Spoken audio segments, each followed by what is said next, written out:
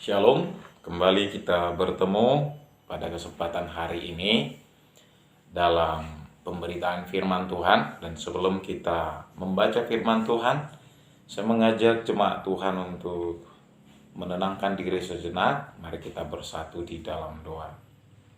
Terima kasih ya Tuhan, Bapa Surgawi Allah yang kami kenal di dalam nama Tuhan Yesus Kristus. Kami bersyukur untuk kesempatan yang indah ini dalam ibadah daring kami, ya Tuhan. Kami diberikan kesempatan untuk belajar kebenaran firman Tuhan. Dalam keterbatasan kami secara manusia, Kau menyediakan media bagi kami untuk menyampaikan firman Tuhan dan tidak membatasi kuasa firman-Mu bekerja di tengah-tengah kami. Dan saat ini ya Tuhan, kami serahkan pemberitaan firman Tuhan ini di dalam nama Tuhan Yesus Kristus. Haleluya. Amin. Sekali lagi shalom bagi Bapak Ibu Saudara yang terkasih yang bisa bergabung di dalam pemberitaan firman Tuhan secara online. Dan hari ini kita akan berbagi firman Tuhan yang akan menjadi berkat pada sore hari ini. Terima kasih sudah meluangkan waktu untuk mendengarkan firman Tuhan sekalipun masih melalui media YouTube. Dan saat ini Bapak Ibu Saudara yang terkasih, saya mengajak kita semua untuk belajar kebenaran firman Tuhan dari Yesaya 14 ayat 32 dan nanti disambung lagi dari 1 Petrus 2 ayat 6. Mari kita buka Bapak Ibu Saudara yang terkasih. Yesaya pasal 14 ayat 32.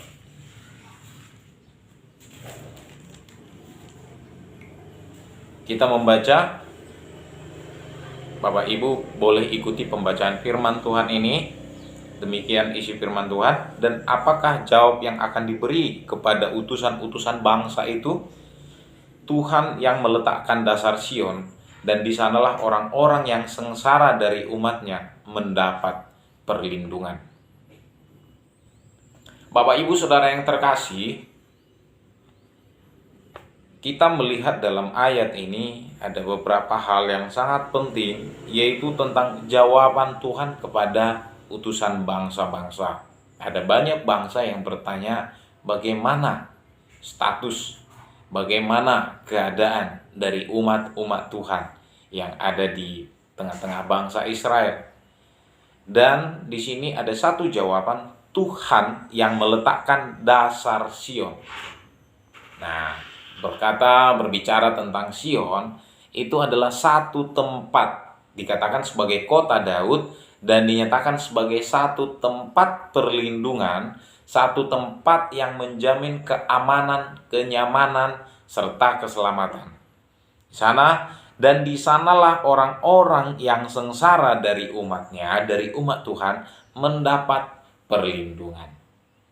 Kita melihat di sini, ya Bapak Ibu, ada kata-kata dasar dan kemudian sengsara dan perlindungan. Nah, di sana ada dasar, lalu kemudian di sana ada orang-orang yang sengsara, dan di sana mereka mendapat perlindungan. Nah, kita melihat Sion ini adalah satu tempat yang sudah dipilih oleh Tuhan dari awal. Ternyata di Sion ini pertama kali diletakkan bait atau tabut perjanjian Allah. Dan tabut perjanjian Allah ini diletakkan di Sion. Di Sion itu ada berkat, ada jaminan keselamatan yang menjamin umat yang ada di Sion itu selalu penuh dengan berkat. Tidak diragukan bahwa kehadiran Allah di sana mendatangkan keselamatan, mendatangkan jaminan bagi siapapun yang tinggal di sana. Bapak Ibu Saudara yang terkasih, mari kita lihat lagi perbandingannya dalam kitab 1 Petrus. Saya akan bacakan bagi Bapak Ibu, dan boleh silakan untuk mengambil Alkitabnya, membaca Alkitabnya juga. Ya, dalam 1 Petrus pasal 2. Sebentar ya Bapak Ibu. Saya akan bacakan bagi Bapak Ibu sekalian. 1 Petrus pasal 2 ayat 6. dikatakan sesungguhnya, sebab ada tertulis dalam kitab suci, sesungguhnya aku meletakkan di Sion sebuah batu yang terpilih, sebuah batu penjuru yang mahal, dan siapa yang percaya kepadanya tidak akan dipermalukan. Nah, kembali diingatkan ya, Bapak Ibu Saudara yang terkasih, di dalam 1 Petrus pasal 2 ayat 6 dikatakan, Tuhan meletakkan sebuah batu penjuru yang mahal. Batu penjuru yang mahal. Dan dikatakan, siapa yang percaya kepadanya tidak akan dipermalukan. Siapa yang percaya kepadanya akan diselamatkan. Siapa yang percaya kepadanya tidak akan binasa, melainkan beroleh hidup yang kekal. Nah, ketika saya mengatakan ayat ini, Bapak Ibu tentu akan mengingat satu ayat lain dalam Yohanes 3 ayat 16. Barang siapa yang percaya kepadanya tidak akan binasa, melainkan beroleh hidup yang kekal. Nah, siapa itu? Nah, kita akan beranjak mundur secara perlahan dari ketiga ayat ini. Yang dipercayai dan memberikan hidup yang kekal adalah batu penjuru itu. Dan siapa dia? Dia adalah Yesus Kristus, Sang Mesias. Dan di ayat-ayat lain berbicara tentang Sion, selalu menunjukkan nubuatan tentang kehadiran Mesias. Dan dari Sion akan datang juru selamat. Dan dari Sion akan ada perlindungan, akan ada keselamatan. Siapalah sumber keselamatan itu? Yaitu Yesus Kristus yang kita percayai. Nah, Bapak Ibu Saudara yang terkasih, ketika kita sudah berbicara tentang Sion, di sana ada jaminan keselamatan bagi orang-orang yang tinggal di sana. Dan hal ini tidak dibatalkan sampai hari ini. Siapa yang tinggal di Sion akan tetap menerima keselamatan itu. Siapa yang tinggal bersama dengan batu penjuru itu tadi, yang berdiri di atas dasar itu, akan tetap tinggal di sana. Dan pada 1 Korintus pasal yang ketiga, ya, pada 1 Korintus pasal yang ketiga nanti ayat 10 sampai ayat yang ke-23 itu berbicara tentang dasar dan bangunan. Di sana Paulus juga mengatakan bahwa dia sudah meletakkan sebuah batu penjuru, pondasi, dasar bagi gereja. Dan dasar itu dikatakan adalah Yesus Kristus. Nah, sekarang analoginya sederhana Bapak Ibu Saudara yang terkasih. Batu penjuru yang diletakkan oleh Tuhan di Sion adalah Yesus Kristus. Dan juga Paulus mengatakan bahwa batu penjuru untuk berdirinya gereja adalah Yesus. Sekarang kita bisa melihat bahwa Sion dan gereja adalah dua hal yang memiliki peran yang sama, yaitu menjadi tempat perlindungan, menjadi tempat yang memberikan keamanan dan kenyamanan bagi siapa saja yang datang ke sana. Karena itu Bapak Ibu Saudara yang terkasih, ketika kita melihat di dalam Yesaya 14 ayat 32 bahwa setiap orang yang sengsara dari umat Tuhan itu datang ke Sion, maka saat ini setiap umat yang sengsara dari setiap orang yang percaya kepada Yesus, mari datang ke bait Allah. Mari datang ke rumah Tuhan. Mari datang ke dalam persekutuan.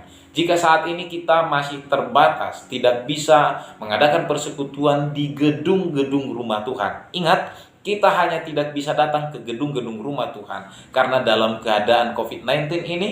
Maka ingat Bapak Ibu Saudara yang terkasih, bangunlah Sion baru di rumah Bapak Ibu Saudara yang terkasih. Bangunlah persekutuan-persekutuan yang baru. Bangunlah gereja-gereja yang kokoh, gereja-gereja yang berdiri di atas fondasi Yesus Kristus di rumah Bapak Ibu Saudara yang terkasih. Bagaimana caranya? Mari memulai mengajak istri, mengajak anak-anak, atau siapapun yang ada di rumahmu untuk beribadah, untuk memberikan, menaikkan syukur kepada Tuhan dan meminta perlindungan daripada Tuhan. Bapak Ibu Saudara yang terkasih, jangan terlalu sederhana, jangan terlalu simpel cara berpikir kita. Ketika kita tidak diperbolehkan untuk datang beribadah kepada Tuhan di dalam gereja, ya di dalam bangunan gereja itu, maka kita langsung berkata, oh kami tidak diizinkan beribadah. Ya, jangan seperti orang-orang lain yang mungkin ketika dihalangi untuk beribadah, oh kami tidak lagi mau beribadah karena apa? Pemerintah menghalangi, pemerintah mengatakan begini. Itu tidak benar. Karena apa? Konsep kekristenan itu berbeda dengan konsep-konsep agama lain. Bahkan di dalam Yudaisme memang dikatakan, di dalam agama Yahudi dikatakan bahwa Allah itu tinggal di bait Allah. Nah, jadi ketika tidak ada bait Allah, maka Allah tidak tinggal bersama dengan mereka.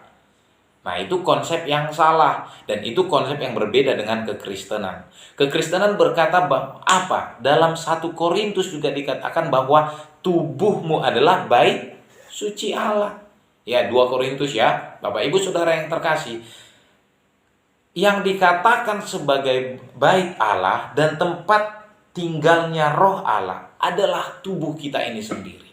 Jadi ketika ada pertemuan, ada perkumpulan antara tubuh A, B, C, D, maka di sana juga Allah bisa tinggal. Tuhan bisa ada di sana. Dan ketika Tuhan kita Yesus Kristus ada di sana, maka persekutuan kita di dalam rumah sekalipun itu menjadi tempat tinggalnya Yesus Kristus, tempat diletakkannya pondasi dari batu yang mahal, dan menjadi tempat perlindungan yang memberikan keamanan, memberikan kenyamanan bagi semua orang yang tinggal di rumah tersebut. Jika demikian, apalagi yang kita harus takutkan, Bapak Ibu Saudara yang terkasih? Apalagi yang harus kita risaukan? Apa yang membuat kita gelisah? Ketika perlindungan itu tidak lagi ada di sinagog, tidak ada lagi di bait Allah, tetapi justru ada di rumah kita sendiri, ada di dalam diri kita sendiri. Apa yang kita takutkan? Karena itu Bapak Ibu Saudara yang terkasih, hidup kita sekarang sudah jauh lebih mudah, sudah jauh lebih indah, sudah jauh lebih aman, lebih nyaman dari kehidupan bangsa Israel.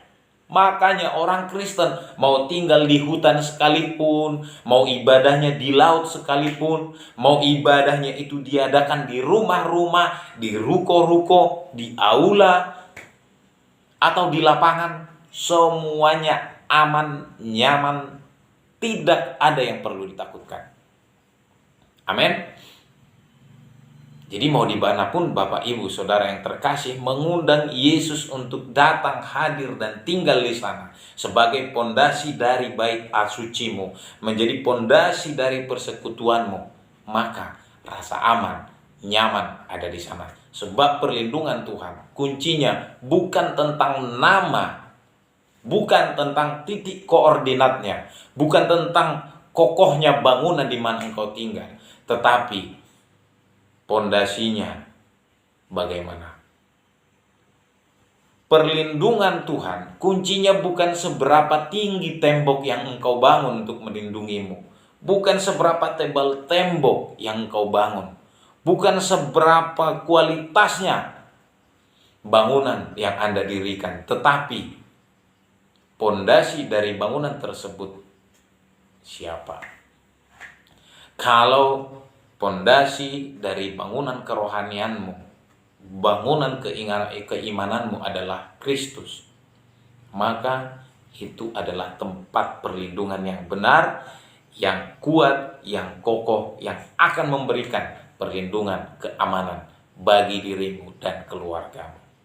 Jadi Bapak Ibu Saudara yang terkasih, jangan takut lagi, ya jangan berleha-leha dalam keadaan saat ini, atau kita mungkin menjadikan itu satu alasan untuk tidak datang kepada Tuhan, ya.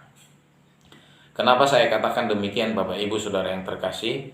Saya harus katakan ini bagi umat Tuhan sekalian, bagi jemaat Tuhan, bahwa dalam masa pandemi ini ada banyak orang yang justru mengisi waktunya yang seharusnya diberikan untuk beribadah kepada Tuhan, memberikannya untuk hal-hal yang tidak benar. Ada banyak hal yang dilakukan yang tidak sesuai dengan kehendak Tuhan. Ada banyak hal yang dilakukan tidak bermanfaat untuk dirinya. Ya, kita sebagai orang Kristen, orang percaya kepada Kristus, menyisihkan waktu yang utama, waktu yang terbaik, yaitu untuk memuji dan memuliakan nama Tuhan. Tapi ada banyak saudara-saudara kita yang justru pergi liburan, pergi bermain-main, tanpa adanya rasa syukur, tanpa adanya doa, tanpa adanya pemberitaan firman Tuhan, tanpa adanya pujian penyembahan kepada Tuhan. Karena itu mulai dari sekarang Bapak Ibu Saudara yang terkasih, kita sudah melihat perlindungan itu ada di kota Sion, dan kemudian kita melihat ternyata pondasi dari persekutuan itu sendiri adalah Yesus yang bisa kita undang di tengah-tengah keluarga kita.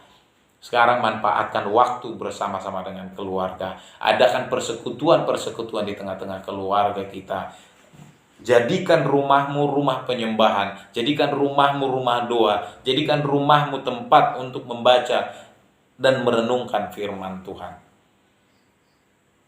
Jangan berhenti sampai di sini.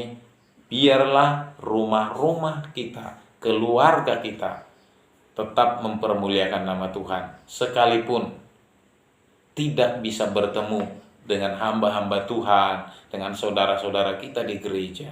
Tetapi ingat, yang terpenting engkau hadirkan Yesus di tengah-tengah persekutuan itu. Amin. Saya percaya Bapak Ibu bisa melakukannya. Ini bukan hal yang sulit. Ini bukan hal yang mustahil. Kita semua bisa mengadakan persekutuan di rumah kita. Mengajak anak-anak, mari, istri atau suami, silakan buat seperti kelompok fellowship, membaca firman Tuhan secara bergantian. Kalau jika ada perenungan, silakan direnungkan. Silakan ada yang sharing, berbagi, silakan.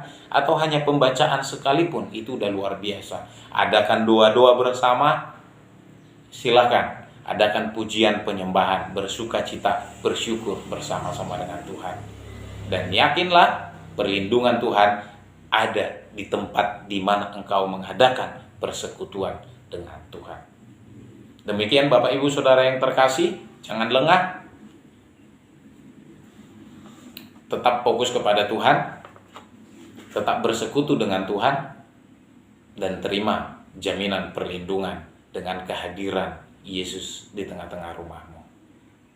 Demikian firman Tuhan, mari kita bersatu di dalam doa.